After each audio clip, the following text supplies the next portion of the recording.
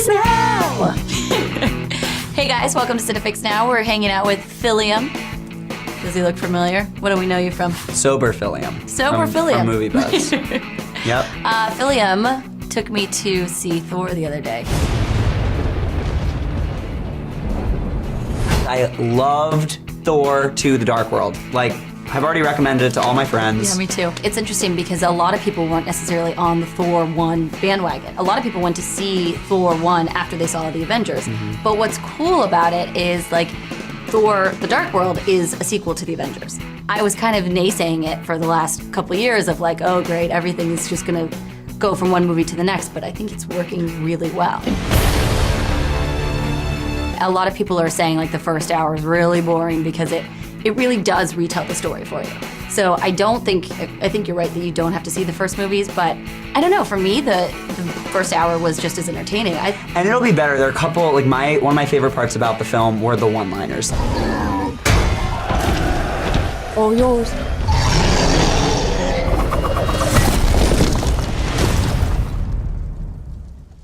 Anyone else?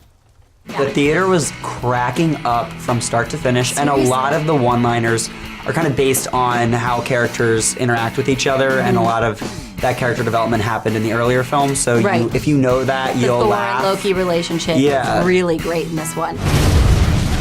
I wish I could trust you. If you did, you'd be the fool I always took you for. It's just so well crafted. So much happens and you have these big action scenes, but then it's such a movie in and of itself. Yeah, it was definitely, the comedic relief was awesome. And speaking of the action scenes, they were amazing.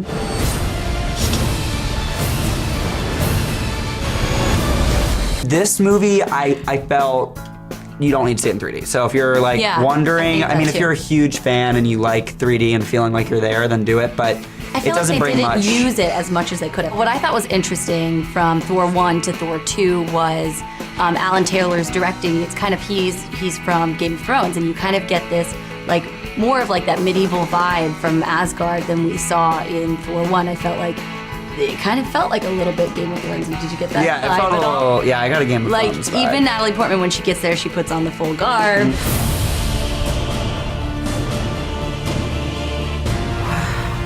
It felt like you were really in that world, and all of a sudden, the dichotomy was so different. Like, Asgard, Thor's realm, is so different than planet Earth, and I really liked when he was like the fish out of water, when he gets to Earth and he's walking around in his Thor outfit. That was, for me, like my favorite part of the comedic relief was just like him being this random dude on Earth.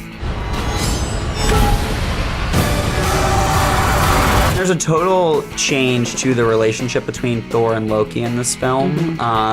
You know, if I'm spoiling Thor 1, I apologize, but you should have seen it by now. But they, you know, are like this the entire time, where as this is a totally new relationship. Yeah. You must be truly desperate to come to me for help. And I really like Loki's the god of mischief, and I love that he seems good, he seems bad, he seems good, he seems bad. You can never really tell, and it's all, there's this metaphor through the whole thing of like, he can never be trusted, and you see that no matter what, even though he seems like he's doing the right thing or whatever, I don't want to give it away, but he always is someone that like, you have to be fearful of. Yeah, and that's always fun when you have a character where you like feel like, I want to trust them, but I don't know if I can, and like the whole movie you're just like going back and forth. It just makes it more entertaining. And then there's Malekith, and so there is like an actual bad guy in this one. Loki is not necessarily the main bad guy. And the bad guy in this film is creepy as all hail. The world will be extinguished. Get Very ready. creepy. I didn't read anything about Thor 2, and I've never read the comics, so apologies again. I assumed Loki was going to be the bad guy, the enemy, and you quickly find out he's not, and it's really exciting. And then, of course, there's Anthony Hopkins, Sir Anthony Hopkins, I guess. Yeah, who plays a king. So have to do that. That's always fun. And Natalie Portman did a really good job in the movie. She did a really good job. With certain actors, it's like, oh, that's Natalie Portman over and over and over again. The whole time I can never like put them into the film. But I think she fit in seamlessly. And she is also, when she goes to Asgard, she is the fish out of water. So you kind of feel like she was like spunky. That was from New York. I like her. She did a great job. Yeah, I think she was really good. It's just the whole thing was so well directed. I felt like everything fit together so perfectly. The special effects are unbelievable. If we do nothing, they will destroy us. If you haven't learned by now to stick around for like a short scene at the end of the end credits in a Marvel movie, I don't understand how. Like watching people leave. Let it be known, there are two. There's one that happens halfway through the credits, and then another one at the end of the credits. So don't leave It's always my favorite part. after the one halfway through, which a lot of our theater did. I give this 2 thumbs up. Absolutely. I think you should see it. I think definitely, I was saying earlier that I think I might actually go see it again. Yeah. Potentially this weekend. I kind of might like to see it without the 3D. My glasses had something weird going on. And I kind of want to see it dressed as Thor, so. Oh, I like that. We should just dress as Thor for the next week. Done. Let us know in the comments section below if you guys have checked out Thor yet and what your thoughts were. We'll see you next time. Go! Hold him up there! You get him up! Hold him up! Go!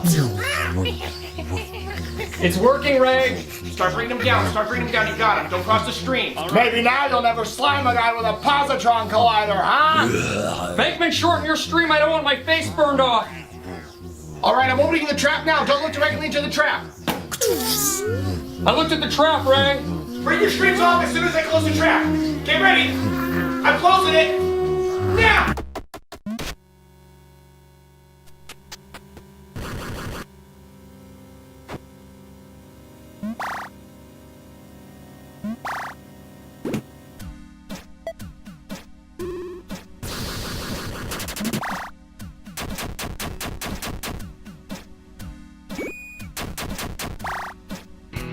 So Nora, did you hear about Breaking Bad? Yeah, it's over. I'm bummed. Yeah, no, apparently Katzenberg is at MIPCOM in France right now talking to the creators of Breaking Bad about offering them $75 million to create 3 additional episodes. That's insane. Well, first I'd like to say thank you so much, Alex, for joining us. I'm just going to come right out and say it. I thought you were going to be man. I didn't know that women could be scientists. Okay. That was nice talking to you. Please don't go. We don't have an episode without you. Maybe you want to see something more lighthearted, like Cloudy with a Chance of Meatballs 2. Can't wait to just grab up some kids and go see this movie. I mean some friends with kids, not some kids. That's creepy. Just gotta find some friends. Oh, jokes. Whoa, you can act? Apparently you can, since now SNL will hire you, though only to stick pieces of your body into other things, mainly boxes, and mothers, and Lady Gaga. That's enough to land you the lead in several Redbox ready movies in which you do an okay job.